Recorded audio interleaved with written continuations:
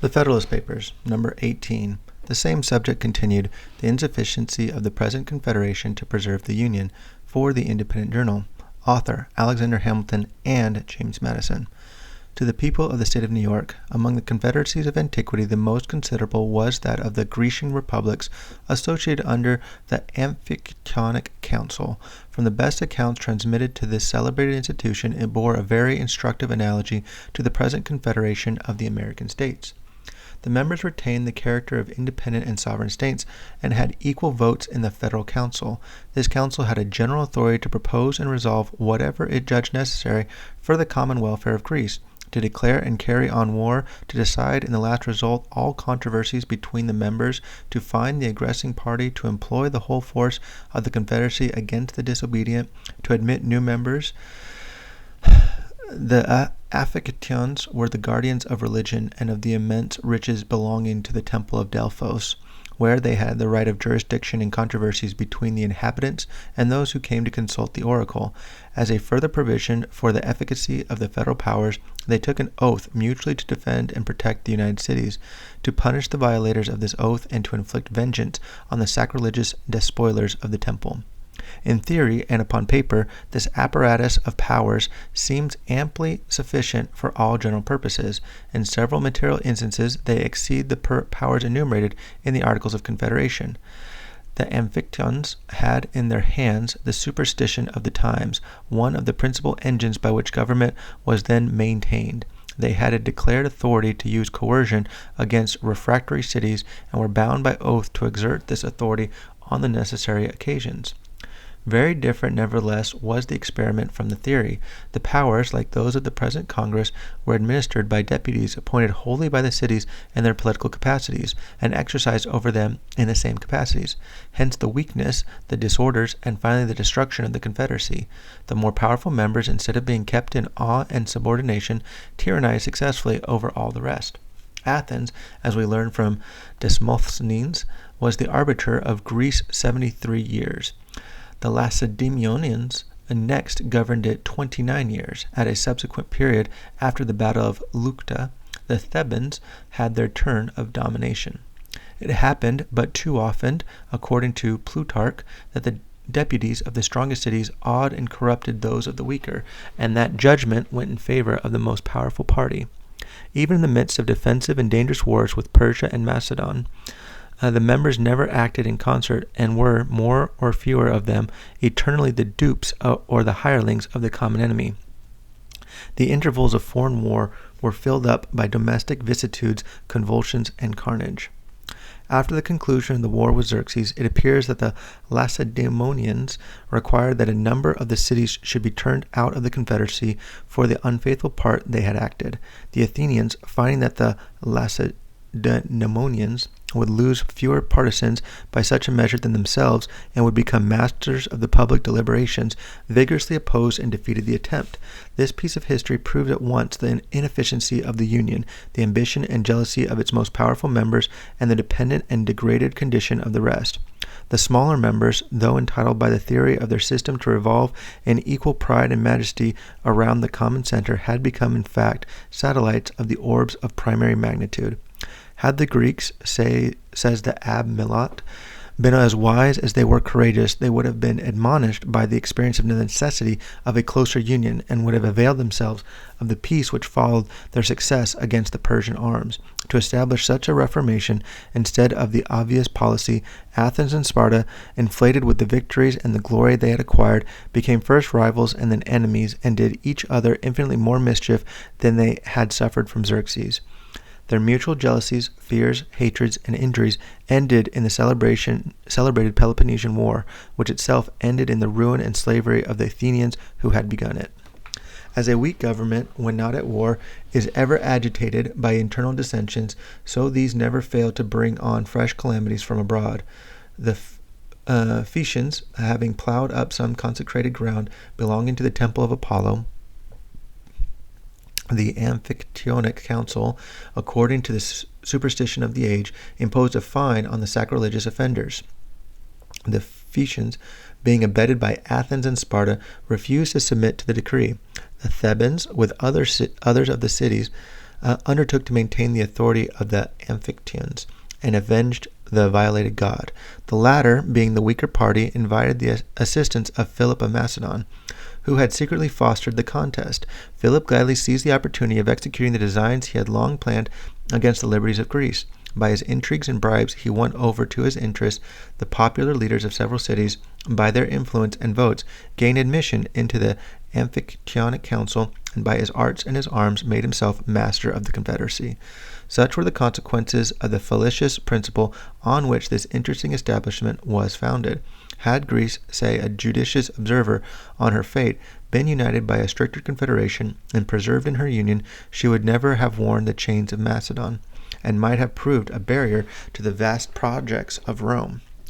The Achaean League, as it was called, was another society of Grecian republics which supplies us with valuable instruction. The union here was far more intimate and its organization much wiser than in the preceding instance. It will accordingly appear that though not exempt from a similar catastrophe, it by no means equally deserved it. The cities composing this league retained their municipal jurisdiction, appointed their own officers, and enjoyed a perfect equality. The Senate, in which they were represented, had the sole and exclusive right of peace and war, of sending and receiving ambassadors, of entering into treaties and alliances, of appointing a chief magistrate, or praetor, as he was called, who commanded their armies, and who, with the advice and consent of 10 of the senators, not only administered the government in the recess of the Senate, but had a great share in its deliberations when assembled. According to the primitive constitution, there were 2 praetors associated in the administration, but on trial a single one was preferred. It appears that the cities had all the same laws and customs, the same weights and measures, and the same money, but how far this effect proceeded from the authority of the federal council is left in uncertainty. It is said only that the cities were in a manner compelled to receive the same laws and usages. When Lacedaemon was brought into the League of Philopoemen, it was attended with an abolition of the institutions and laws of Lycurgus, and an adoption of those of the Achaeans. The Amphictyonic Confederacy, of which she had been a member, left her in the full exercise of her government and legislation. This circumstance alone proves a very material difference in the genius of the 2 systems. It is much to be regretted that such imperfect monuments remain of this curious political fabric. Could its interior structure and regular operation be ascertained, it is probable that more light would be thrown by it on the science of federal government than by any of the like experiments with which we are acquainted. One important fact seems to be witnessed by all the historians who took notice of Achaean affairs. It is that as well after the renovation of the League of Aratus as before its dissolution by the arts of Macedon, there was infinitely more of moderation and justice in the administration of its government, and less of violence and sedition in the people, than were to be found in any of the cities exercising singly all the prerogatives of sovereignty. The Abbé Mably, in his observations on Greece, says that the popular government, which was so tempestuous elsewhere, caused no disorders in the members of the Achaean Republic, because it was there tempered by the general authority and laws of the confederacy.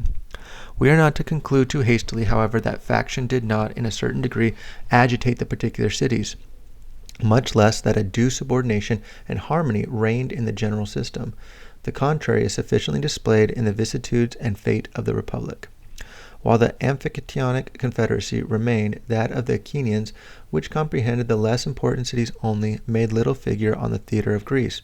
When the former became a victim to Macedon, the latter was spared by the policy of Philip and Alexander. Under the successors of these princes, however, a different policy prevailed. The arts of division were practiced among the Achaeans. Each city was seduced into a separate interest. The union was dissolved. Some of the cities fell under the tyranny of Macedonian garrisons, others under that of usurpers springing out of their own confusions. Shame and oppression ere long awakened their love of liberty. A few cities were united. Their example was followed by others as opportunities were found of cutting off their tyrants. The league soon embraced almost the whole Peloponnesus. Macedon saw its progress, but was hindered by internal dissensions from stopping it. All Greece caught the enthusiasm and seemed ready to unite in one confederacy, when the jealousy and envy in Sparta and Athens of the rising glory of the Achaeans threw a fatal damp on the enterprise. The dread of the Macedonian power induced the League to court the alliance of the kings of Egypt and Syria, who, as successors of Alexander, were rivals to the king of Macedon. The policy was defeated by Cleomenes, king of Sparta, who was led by his ambition to make an unprovoked attack on his neighbors, the Achaeans, and who, as an enemy to Macedon, had interest enough with the Egyptian and Syrian princes to effect a breach of their engagements with the League. The Achaeans were now reduced to the dilemma of submitting to Cleomenes or of supplicating the aid of Macedon, its former oppressor. The latter expedient was adopted. The contests of the Greeks always afforded a pleasing opportunity to that powerful neighbor of intermeddling in their affairs. A Macedonian army quickly appeared. Cleomenes was vanquished. The Achaeans soon experienced, as often happens, that a victorious and powerful ally is but another name for a master. All that their most abject compliances could obtain from him was a toleration of the exercise of their laws. Philip, who was now on the throne of Macedon, soon provoked by his tyrannies fresh combinations among the Greeks. The Achaeans, though weakened by internal dissensions and by the revolt of Messene, one of its members, being joined by the Eleutians and Athenians, erected the standard of opposition. Finding themselves, though thus supported, unequal to the undertaking, they once more had recourse to the dangerous expedient of introducing the succor of foreign arms. The Romans, to whom the invitation was made, eagerly embraced it.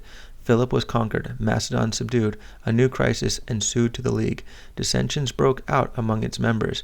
These the Romans fostered. Callicrates and other popular leaders became mercenary instruments for inveigling their countrymen.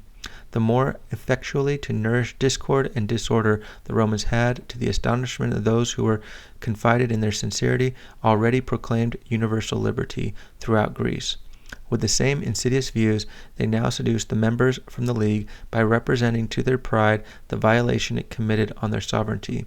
By these arts this union, the last hope of Greece, the last hope of ancient liberty, was torn into pieces, and such imbecility and distraction introduced that the arms of Rome found little difficulty in completing the ruin which their arts had commenced. The Achaeans were cut to pieces, and Achaia loaded with chains, under which it is groaning at this hour. I have thought it not superfluous to give the outlines of this important portion of history, both because it teaches more than one lesson and because, as a supplement to the outlines of the Achaean constitution, it emphatically illustrates the tendency of federal bodies rather to anarchy among the members than to tyranny in the head. Publius.